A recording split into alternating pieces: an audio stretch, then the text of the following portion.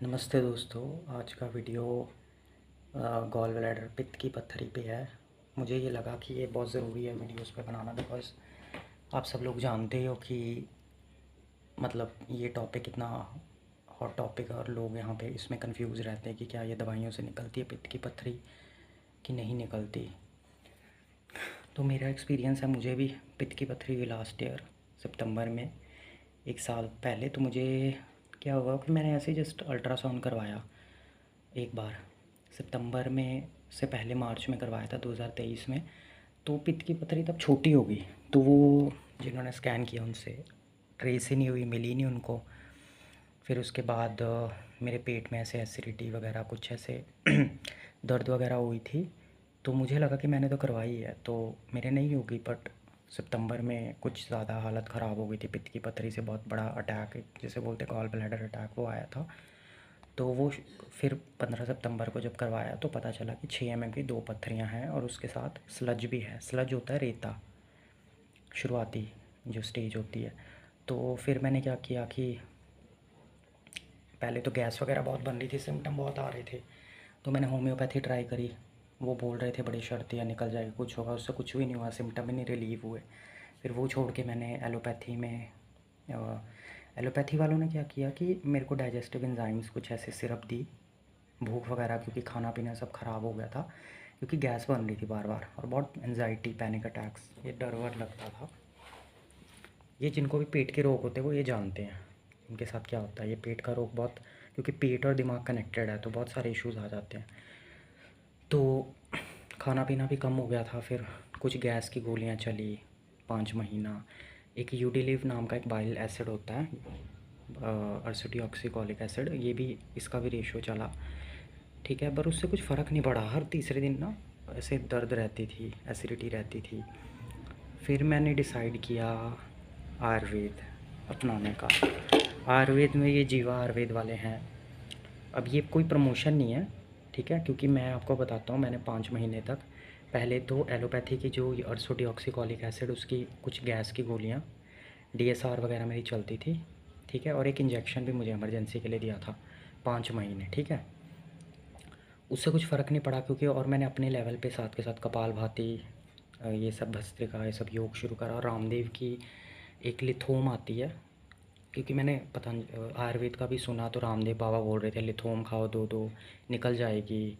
फिर मैंने बैद्यनाथ की पथरीना भी ट्राई करी। तो ये मैंने 5.5 महीने सितंबर से लेकर फरवरी तक ये सब बीच में खाया, ठीक है। मैंने कॉम्बिनेशन बनाया था, यूडिलिव सुबह शाम, दो दो सुबह शाम लिथोम या कभी कभी पथरीना, ठीक है, और फ्रूट्स खाने, योग वगैरह करना, और साथ में मैंने हाँ ये सब चीज़ें ही करी।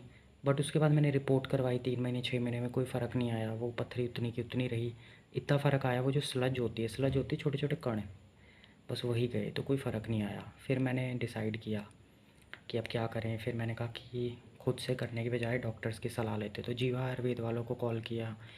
इनके ना सेंटर आपके हर शहर में मिल जाएंगे।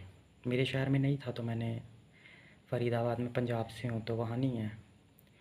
अमृतसर वगैरह जलंधर में है हमारे, पंजाब पठानकोट में नहीं है। तो फिर वहाँ से दवाई आई, तो 10 दिन के बाद दवाई का मतलब सबसे बड़ा बेनिफिट क्या हुआ कि एसिडिटी होनी बंद हो गई। अब कुछ भी खा पा रहे थे, डर नहीं लग रहा था, एंजाइटी नहीं हो रही थी कहीं गैस ना बन जाए, सब चीज़ें। ये इनके पास बहुत अच्छा है, लाइक, और इनकी दवाई बहुत हर बंदे की पर्सनलाइज आती है। दवाई इनकी आपको 3,000 के अंदर अंदर आ जाएगी हर मंथ की, 2500 के अराउंड, 2700 2600 की हो सकती है। तो तो मेरी अभी भी चल रही है, मेरी 4 महीने की हो गई। उसमें क्या हुआ कि मैं आपको अपना खुद बताता हूँ। मैंने जब दवाई ली तो उसके बाद तो क्या हुआ कि पथरी और बड़ी हो गई, सिम्टम सारे शांत हो गए, नॉर्मल लाइफस्टाइल हो गया। बीच बीच में कभी कभार जैसे गैस बनती थी तो मरोड़ होते थे। तो मैंने जो खुद से रिसर्च करी उस टाइम पे, एक नैम्स पास करके गोली आती है, आप भी ले सकते हो, वो एलोपैथी की है। तो कुछ ऐसा वो जा नहीं रहा था, तो उसके लिए मैंने एक जीवा की दवाई, प्लस अगर वो मरोड़ हो तो ये नैम्स पास आप लोग भी ले सकते हो, बट उसको ज़्यादा नहीं लेना। और एंटासिड्स मैंने सारे बंद कर दिए, टीएसआर, क्योंकि मुझे ये था कि ये सब अब बहुत हो गया, अब गैस वगैरह की गोली। तो इससे मुझे रिलीफ़ मिल गया और मेरी पथरी का भी 4 महीने खाने के बाद जब बीच में स्कैन हुआ तो वो 6 mm से 5 से 6 mm से हो गई 11 से 12 mm की। ठीक है, रेता भी आ गया बल्कि उसमें। साथ में मैंने सब कुछ किया तो थोड़ा सा वो लगा कि यार ये क्या हो गया। फिर उसके बाद मैंने डॉक्टर से बात करी, वो कहते हैं इसको समय लगता है, आप कंटिन्यू करो। तो अभी भी चल रहा है प्रोसेस, खा रहे हैं। 1 महीना खाई, मेरे को था कि कुछ नहीं होगा। 1 महीना इनकी खाई तो उससे ये फ़र्क पड़ा कि जो 12 mm की थी उसमें से एक वो 10 की हो गई, दूसरी अभी भी 12 की है। तो अभी फ़िलहाल 12 और 10 की है, और एक स्लज है उसमें। स्लज सॉरी स्लज चला गया है, स्लज अब नहीं है। ठीक है। तो ऐसा है, अभी मैं सोच रहा हूँ कि 2 महीने 1.5 महीना कंटिन्यू करेंगे, देखेंगे। क्योंकि मैंने जहाँ पे भी जिन लोगों की निकली है, बहुत कम लोगों की निकलती है, क्योंकि उसमें बहुत परहेज़ तपस्या करनी पड़ती है। और आजकल के समय में लोगों का लाइफस्टाइल, जॉब, परिस्थितियाँ ही ऐसी नहीं कि वो कहाँ ही तपस्या करेंगे। बहुत मुश्किल हो जाता है ये, तो बहुत डिप्रेसिंग हो जाता है। जो पेट के रोग होते हैं ना, बहुत एक इस जर्नी में आपको भगवान की मदद, मेडिटेशन जो भी है, इन सब चीज़ों से जुड़ना चाहिए। बिकॉज़ आप, ताकि आप कंसिस्टेंसी में रह सको, लंबे समय तक दवाई खा सको, क्योंकि ये सब दवाई खाना भी बहुत वो हो जाता है। बट ठीक है, अपने हेल्थ के लिए बचाने की मैं तो बोलता हूँ, जिन लोगों को पथरी निकलती है इमरजेंसी में फटाफट ये मत सोच लिया करो कि निकाल ही देनी है। कोशिश करनी चाहिए, खुद को 3 महीने दो, 6 महीने दो, है ना। कुछ चीज़ें परहेज़ करो, क्योंकि हमारी शरीर इतना कमज़ोर नहीं, भगवान ने इसको मतलब बनाया हुआ है कुछ, मतलब कि ये अपने आप को रिवर्स कर ले। तो मैंने अपने आप को दिया समय, कोई बात नहीं। मतलब अपना खाना पीना थोड़ा लाइट कर लिया, फ्राइड चीज़ें थोड़ी बंद ही कर दी। पूरी तरह नहीं, कभी कभी खा लेते हैं, पहले तो वो भी नहीं पचती थी, अब कम से कम पच रही है। कुछ इन्होंने इनके परहेज़ वगैरह आते हैं जीवा वालों के, परहेज़ वगैरह भी करे। और साथ के साथ जो मेरे एक्सपीरियंस ये है कि जैसे आप ना अपने बॉडी के विटामिन डी, B12, ये सारे विटामिन्स पूरे रखें, क्योंकि जब आपके बॉडी में कमियां होती हैं तो क्या बोलते हैं, आपका शरीर जो है वो नहीं कर पाता है, मतलब किसी बीमारी से लड़ नहीं पाता। तो आप अपना विटामिन डी चेक करें, B12 देखें, मैग्नीशियम। जैसे मैंने देखा था, मतलब खाना पीना कम हो गया था, स्ट्रेस हो गया था, स्लीप साइकिल सब इफ़ेक्ट हो गया, तो कुछ कमी हो गई। फिर मैंने विटामिन डी तो मैं धूप से लेता हूँ, धूप में बैठ के छत पे, तो पीठ पीठ की तरफ बैठ के जैसे धूप में विटामिन डी पूरा हो जाता है। दूसरा तरीका है कि विटामिन डी की गोलियाँ संडे संडे को आप ले सकते हो। ठीक है, B12 पूरा रखें। B12 का सबसे अच्छा सोर्स जो मेरी रिसर्च में है वो है ये, इसको बोलते हैं न्यूट्रिशनल यीस्ट। इसके 3 चम्मच आप लेंगे, उसमें आपके सारे बी कॉम्प्लेक्स पूरे हो जाएंगे। ठीक है, बाद में आप जैसे अभी तो आप पूरे नहीं कर सकते, दूध वगैरह नहीं, दूध ले सकते हैं, ज़्यादा नहीं। अंडे के पीले से भी B12 मिलता है, वो नहीं ले सकते। तो मुझे ये ठीक लगा। साथ में अगर आपको शरीर में थोड़ा कमज़ोरी कुछ हो गया तो आप जिंकोविट ले सकते हैं, मल्टीविटामिन, बहुत अच्छा है। 1-2 महीना लें इसको, ट्रीटमेंट के बाद में छोड़ दें। और ये हो गया, जैसे मैंने कुछ एक्स्ट्रा अपने दवाइयों के साथ साथ अपने लेवल पे खुद ही खाते रहनी चाहिए, ऐसी चीज़ें हेल्दी है। जैसे आप ये ले सकते हैं, ये आंवला की टैबलेट है। ठीक है, विटामिन सी के लिए अच्छा नेचुरल चीज़ है। इसको 2-2 भी ले सकते हो, आप कभी भी ले सकते हो, रात को ले लो, सोने से पहले ले सकते हो। वैसे भी लेना चाहिए जो लोग पोल्यूशन में रहते हैं। आंवला हो गया, पेट के लिए ये बहुत अच्छा है। यष्टि मधु, ये भी कभी कभी मैं रात को ले लेता हूँ। ठीक है, एलोवेरा की गोलियाँ होती है, एलोवेरा ठंडक देता है पेट को, स्किन के लिए विटामिन ई, बैद्यनाथ का। तो ये मेरे डॉक्टर ने नहीं ये सब दिया, ये मैंने अपने लेवल पे ऐड किया, क्योंकि हमारे अंदर कुछ ना कुछ माइक्रो न्यूट्रिएंट्स कम होते रहे, इन सब से मिलते रहते हैं। और ध्यान रखें कि आपका पेट साफ़ हो। इसमें कई बार ऐसा तो पेट साफ़ नहीं होता है, तो उसके लिए आप ये ट्राई कर सकते हैं, अंजार फोर्टे। डाइजेस्टिव एंजाइम्स हैं, इसको आप सुबह शाम एक एक ले सकते हैं, एक भी ले सकते हैं।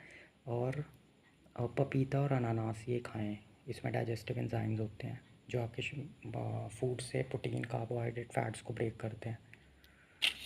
ठीक है, और एक एक लीबायोटिक नाम की गोली है, जिसमें प्रीबायोटिक और प्रोबायोटिक्स आते हैं, उसको भी आप एक एक गोली ले सकते हो कभी कभार। ठीक है, उससे आपके शरीर को जो अच्छे बैक्टीरिया होते हैं, प्रोबायोटिक्स, वो मिलेंगे। ठीक है, तो आपका पेट अच्छा हो जाएगा। कभी कभी सौंफ अदरक की चाय पी सकते हो, सौंफ की चाय पी सकते हो। ये सब चीज़ें करो, अपने शरीर को 3 6 8 महीने दो, देखो। अभी हम भी देख रहे हैं।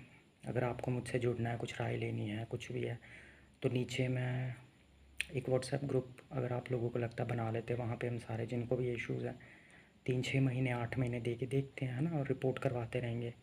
और सारे लोग जिन एक जैसे सोच वाले, जिन सबको ये सब इशू है ना, तो एक एक ग्रुप बन जाएगा तो अच्छा है, एक दूसरे को सपोर्ट हो जाएगा। उसमें आपको कोई भी इशू है वो हम एड्रेस करेंगे, जो जो मेरे अनुभव थे जर्नी में जो भी था। तो और भी किसी को अगर कोई भी पेट के और भी है तो उसको भी पूछ सकते हो। आजकल तो लोग बहुत स्पाइसी खाते हैं, तो लोगों को एच पाइलोरी इन्फेक्शन हो रहा है, सीबो, और ये और भी बहुत सारी कौन सा था, कोलाइटिस, आईबीएस, बहुत कॉमन हो गया। पेट के रोगों को नज़रअंदाज नहीं करना चाहिए गाइस, इसकी ट्रीटमेंट करनी चाहिए।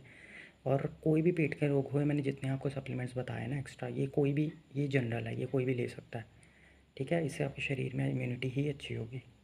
जैसे मैंने को बी कॉम्प्लेक्स, मल्टीवाइटमिनस बता दिया, ठीक है, ये डाइजेस्टिव एंजाइम्स बता दिए, प्रोप्रीबायोटिक्स बता दिया, त्रिफला बता दिया। ये छोटी छोटी चीज़ें, ये आपको एक्स्ट्रा ऐड करना है डॉक्टर की दवा के अलावा। इनके कोई साइड इफ़ेक्ट्स नहीं है। और बस इतना ही है। अगर आपके कोई डाउट्स है गाइस, नीचे पूछो। और जो लोग, बहुत सारे लोग मैं देख रहा था यहाँ गॉल ब्लैडर के वीडियोस में क्लेम कर रहे हैं कि ये दवा से पथरी निकल जाती है, ये वो सब झूठे लोग हैं, बकवास कर रहे हैं। ऐसा नहीं होता है, एक प्रोसेस होता है, इसमें साल भी लग जाता है और धीरे धीरे निकलती है ये। ऐसी कुछ सिरप नहीं होती कि 100 200 रुपये की, 400 600 की सिरप। भाई बहुत सारी दवाइयाँ लगती है इसमें।